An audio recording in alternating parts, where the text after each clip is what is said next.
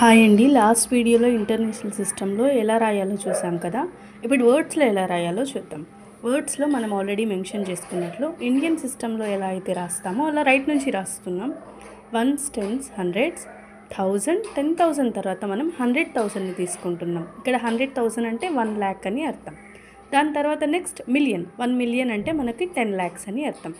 So ఇక్కడ commas ఎలా place చేయాలంటే 3 digits తర్వాత ఒక కామా, నెక్స్ట్ 3 digits తర్వాత ఒక కామాని ప్లేస్ చేయాలి. సో అలా ప్లేస్ చేయగలిగితేనే మనం కరెక్ట్గా వర్డ్స్ యొక్క ఎక్స్పాన్షన్ని రాయగలం.